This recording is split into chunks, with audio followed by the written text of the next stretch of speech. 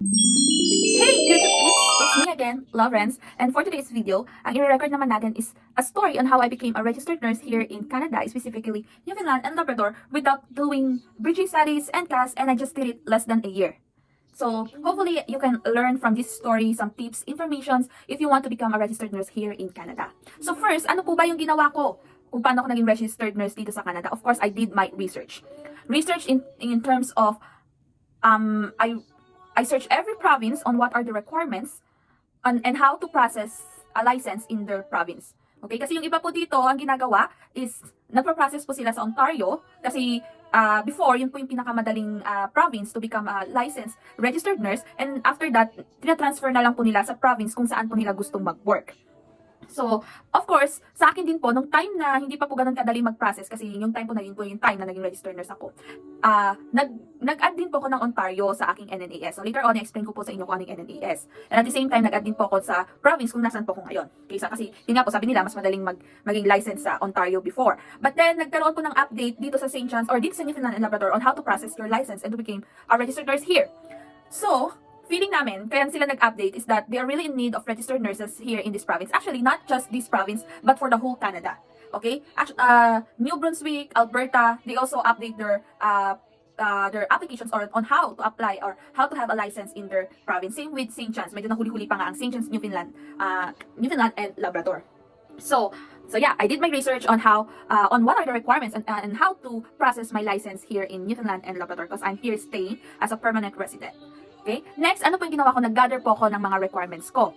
So, sabi ko nga kanina, nung nag-process po ako ng license ko, yun pa yung time na medyo hindi pa ganun kadali mag-process ng license dito sa Newfoundland and Labrador. So, ano po yung mga prepare ko that time? I prepared my NNAS and my NCLEX. First, let's talk about NNAS. Ano po ba siya? NNAS is a partnership of Canada wherein dito po ini-screen or dito po ina-assess yung educational background, your working experience, your license or jurisdictions, verifications in which country you came from. Like for me, in the Philippines. So, NNAS means National Nursing Assessment Service. So, sabi ko nga sila yung mag-a-assess no background mo as a nursing way back kung saan ka galing. Okay? So, NNAS, ano po yung mga requirements dyan? There are 4 things that you need to submit in NNAS. So, first po is your identity documents. Ano po yung identity documents na yan? Okay? You need to submit 2 types of ID na photocopied. Okay? Photocopy lang po ng ID. Ano po yung mga acceptable forms of photo ID? Yun po yung passport ninyo, driver's license in the Philippines if you're from Philippines, and other form of government ID, photo ID. Okay? Sabi sa NNAS booklet, babasahin ko lang, if your name has changed, please send notarized copies of documenting showing your original and your changed name. Ano yung mga included doon? Your birth certificate, legal name change document, and marriage certificate. So ako, that time, ang pinasa ko po is 3, para sure. Diba?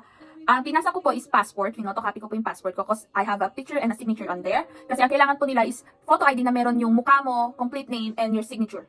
Okay, so each ID, 1 bond paper.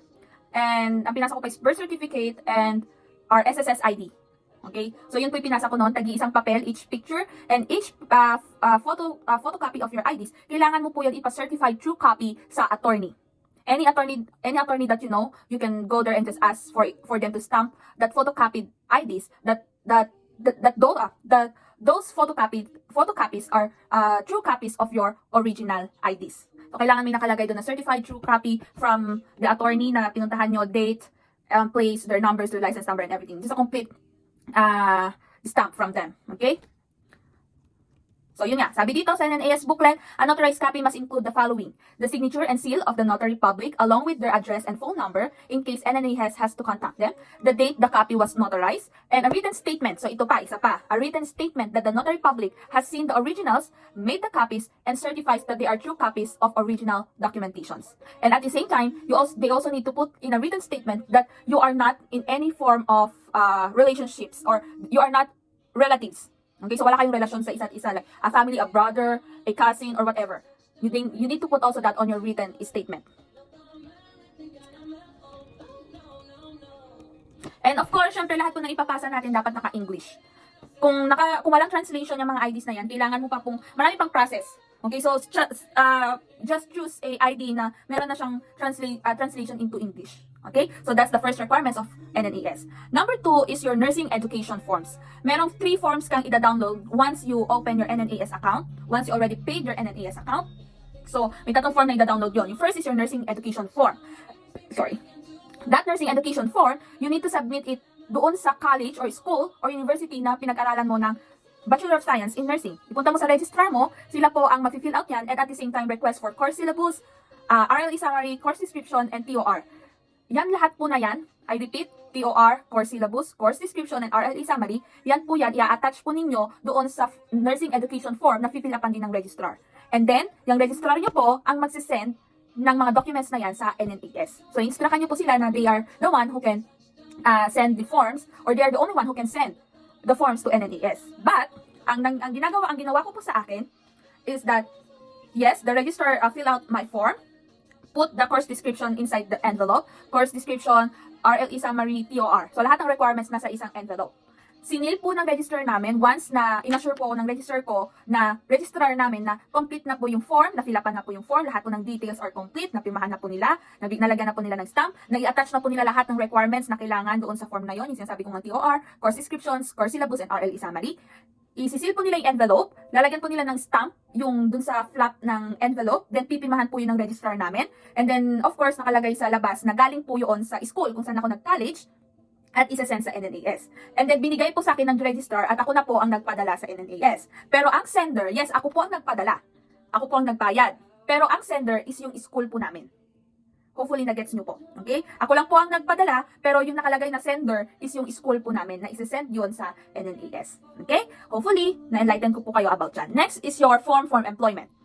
So, ipupunta nyo po yung form of employment ninyo sa mga employers nyo before. Okay, na pinagtrabahuan po ninyo. Sila po mag-fill out ng mga forms na yan. And actually, that form is enough. But ang ginawa ko po, nagpa-add po ako ng mga certificate of employments, inattach doon sa form na galing NNAS na finilapan ng mga employers ko. At ang mga nilapitan ko po is yung mga nursing supervisors namin. Hindi necessarily kailangan na yung HR ninyo ang gagawa ng form or mag-fill out ng form.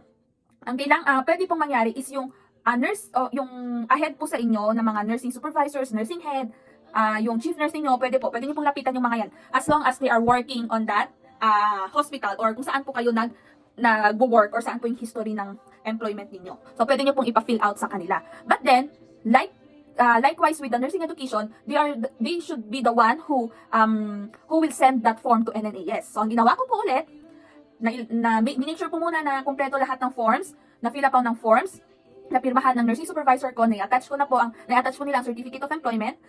Sinil po ang envelope, pinirmahan ko nila ang envelope, nilagyan ko nila ng seal ang envelope.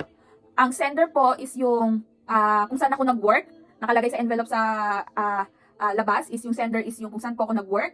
At after po nun, ako ulit po ang nag-send sa NNAS. Pero ulitin ko, ang sender is yung employer nyo. Kayo lang po yung magdadala para magpadala. Okay, pero ang sender, please, lagay nyo po doon ang sender is kung yung school nyo or yung employer ninyo. Okay, kung ano man pong form yan isa-send nyo. Okay, so yan po yung third na forms or third requirements ng NNAS. Next requirement is last requirement is yung nursing registration form. Ang nursing registration form, kailangan nyo po pumunta sa PRC. Or kahit hindi po kayo pumunta, for example, wala pong malapit na PRC sa inyo or nasa Canada na po kayo. Okay? You need to request a verification of license sa PRC. Idadala nyo po itong form or ipadala nyo po itong form or mag-ask po kayo ng kakilala nyong may license, PRC license sa PRC para tulungan po kayong ilakad itong nursing registration form. Ang PRC po ang magsisend nito sa Canada or sa NNAS, magbabayad lang po kayo ng pera, and each PRC branch, they have their own requirements that they will ask for you para dito sa nursing registration form na to ng NNAS. So, check nyo na lang po yung branch ninyo ng PRC. Okay, but for me, ang hiningi lang sa akin before is the verification of license, a photocopy of my TOR, I think. Yes, a photocopy of my TOR and a photocopy of my passport. That's it. So, yan lang ang dinala ko before sa PRC. And then, sila na po talaga ang magpapadala nun. Unlike the nursing education form and the employment form na pwede ikaw magpadala, sa nursing registration form, dahil PRC yon, sila na po ang bahala doon. Okay? So, that's the NNAS or the National Nursing Assessment Service kung saan tina-assess ko po ang background ko ng pagiging nurse sa Philippines. And after few months of waiting, hindi naman few months, mga 3 months lang. 3 months po ata. Once po kasi na na-receive na lahat ng NNAS yung requirements nyo, dapat 12 weeks may update na sa application nyo ng NNAS. So sa akin parang more than 12 weeks, pero mabilis lang naman. Compare sa iba na parang 1 year na nag-antay and everything. So mabilis lang naman yung akin. So after ng NNAS ko, may marireceive po akong report from NNAS. Ano po yon yung tinatawag? Yun po yung tinatawag naming AR report ng NNAS or the advisory report na galing NNAS, which is, yun po yung ipapasa nyo or ipoport nyo kung saan kayong province na mag-a-apply ng license po ninyo.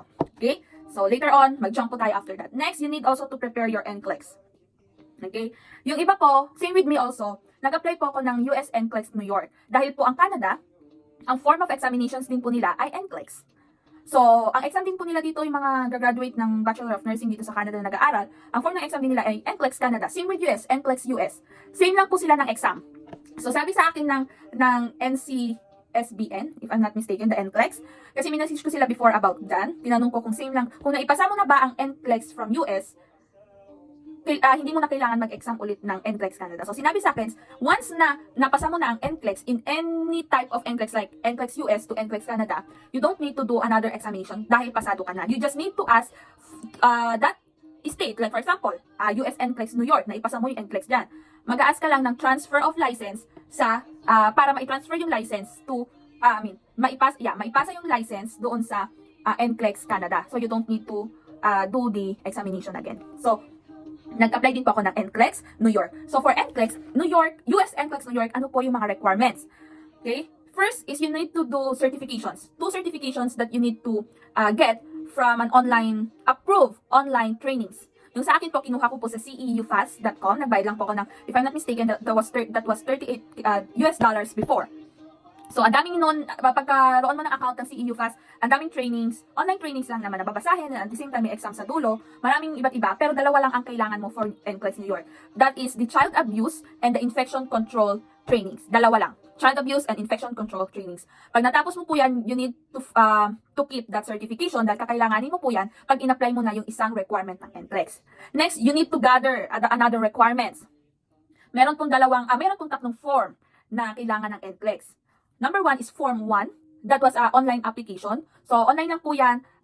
May mga tanong lang po na dapat yung tapusin in one sitting. Once po kasi na umexit kayo dyan, hihingian kayo ng SSN number, which is, yun lang naman, ang meron ng SSS number is yung mga nakatira lang po talaga sa US. So, wala po tayo nung nasa Pilipinas ako.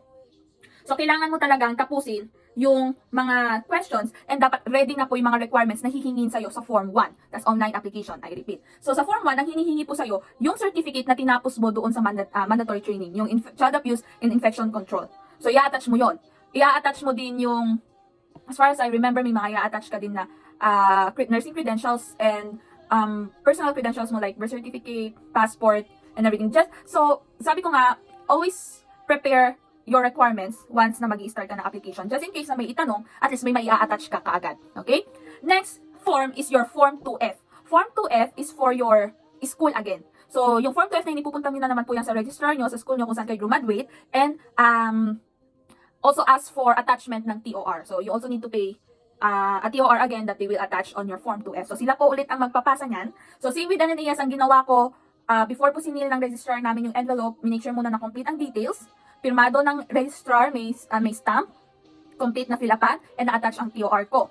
Then, nung kompleto na, pinost na yung envelope, sinil na ng registrar, pinirmahan niya yung flap, lagyan niya ng seal yung flap, at nilagay niya na ang sender is yung school kung saan ako graduate ng Bachelors of Nursing, and ako po ulit ang nagpadala. Okay? So, same lang with NNAS. Next form is yung Form 3 or yung verification of license. Sa US NCLEX, hindi naman kailangan na license holder ka kung saan ka galing na or saan ka graduate. Kahit hindi ka license holder, pwede ka pa rin mag-apply ng US NCLEX New York. Okay? So, actually, ako, hindi ko to alam before. So, nagpasa pa rin ako ng Form 3. Okay? So, pinunta ko ulit siya sa PRC kasi yan, PRC na naman ang gagawa. Nag-request ako ng mga kailangan doon sa Form 3 and sila ang nagpasa, etc. Pero, nalaman ko at the end na hindi pala siya mandatory. So, okay lang kahit wala, makakapag-save ka pa. Okay? So, kung tutusin, ang kailangan is yung yun nga, mandatory training, Form 1 and Form 2F.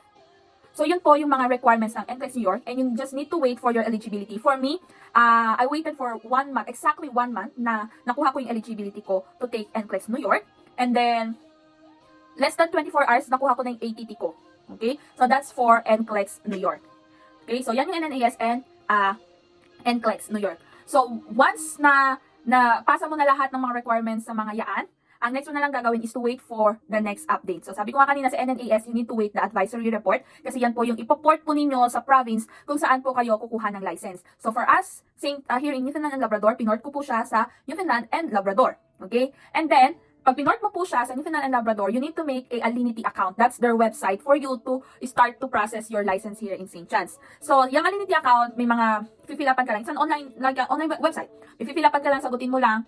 Simple questions lang naman about personal questions like your name, address, etc. And your nursing backgrounds, nursing educations, which is alam mo naman na yan. And, anong tawag dito? May mga babayaran ka lang na fees. And then, isa pa sa requirements is yung tinatawag nila ditong CSI background screening or parang siyang criminal check na may couple dollar ka lang nababayaran. And then, once na wala ka namang problem with the criminal checks, sila po ang magsasabi sa CRNNL. Yan po yung regulatory board ng Newfoundland and Labrador with regards to registered nurses. CRNNL, College of Registered Nurses of Newfoundland and Labrador. Okay? So, isasend po yan ng CSI background na wala naman pong issue sa inyo. So, okay po. Once na na-approve once na ipasa mo na po lahat ng Alinity, ng hinihingi sa Alinity account, after couple of days, may marireceive kang provisional license. Ang nilalaman ng provisional license, sinasabi lang doon na pwede kang, grinant ka ng provisional license, pero yung provisional license, di ka pa po pwede mag-work. Kumbaga, may 3 years ka lang to pass the NCLEX examinations. So, kahit meron po akong eligibility ng NCLEX New York, ang ginamit ko na po is yung eligibility ko to take NCLEX Canada, para direct na po siya. So, after ko makakuha ng provisional license, nag-apply po ako ng interim license. Interim license is a temporary license so you can start working as a registered nurse, pero ang license mo lang is temporary. So, pag binigyan ka ng interim license, you have 4 months. First 4 months, you can already start working if you already have a employer or, employer to work as a registered nurse. I have 4 months before. Within that 4 months, nag-work na po ako, and at the same time, I need to pass my NCLEX Canada within that 4 months. Sa awa ng Diyos, naipasa ko naman po siya. Pero for other IENs here na hindi po sa awa ng sa kasamaang palad. Maybe it's not just their time that time, pero meron po kaming mga kasamahan dito na hindi po nila naipasa ang NCLEX nila within that 4 months. Wag po kayong mababahala if ever na mangyari sa inyo, which is sana naman po hindi. Okay? Kasi lahat naman po tayo ang hinihiling na po natin ay makapasa ng NCLEX, right?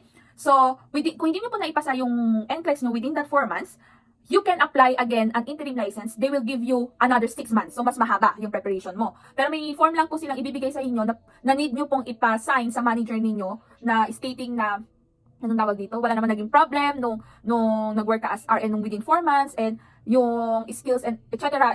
Something na mga mababangong salita na for you to get another 6 months of interim license. Okay? Now, which is, mababait naman po mga manager namin dito at finifila pa naman po nila yung mga forms na yun for them to help us also to continue to work as a registered nurse here. So, meron na namang 6 months yan, that within 6 months, kailan may pasa mo na naman ulit ang NCLEX Canada. Or, if you want, NCLEX US, whichever you like. Sabi ko nga, kahit anong NCLEX ba yan, basta i-ask mo lang na i-transfer yung license mo, and you're good to go. Okay? So, after 6 months, narinig ko before from one of the IENs here, but I'm not sure, if that 6 months at hindi mo na naman ulit na ipasa yung NCLEX mo, which is sana, hindi naman po mangyari sa inyo, okay? Kasi sabi ko nga, lahat naman po tayong hinihiling ay may ipasa lang ang NCLEX, but we have different paths, okay, na ibibigay sa atin ni Lord. Okay? So, ang narinig ko before, after 6 months, pag hindi mo pa rin po siya naipasa, they will give you 1 month to, they will give you again 1 month an eligibility to take another NCLEX exam for the 3rd time, pero hindi na po kayo bibigyan ng temporary license to work. Okay? So, you have the 3rd chance to pass the NCLEX. And after that, I don't know what will happen kung hindi po pa rin po ito napasa. But hopefully, everyone passed the NCLEX. That's all that's all are my wish for everyone. Okay? So, yeah, that's it. If you have any questions or other suggestions on what will I do next, kung may question kayo, paki-comment lang sa aking YouTube channel, or you can message me directly to my Facebook account. I will put my Facebook account on the description down below, and I can also flash my Facebook account here. You just need to type Loverence Gammadlaw, LOVERENCE My middle name Gammat and my last name Lao. So I will just flash it down this video so you can search my name. You can message me if you have some inquiries or questions, and hopefully I can help you and I can answer that questions. So that's my story, and that's how I became a registered nurse here in Canada, specifically St. John's, Newfoundland, and Canada. Hope to see you guys on my next video. And yes po pala sa mga masusugid kong subscribers na nanonood lagi ng aking video, shout out po sa inyo. George, namimiss ko na kayo dyan sa Pilipinas. Punta na kayo dito sa Canada, George. Okay, so that's it. Bye guys!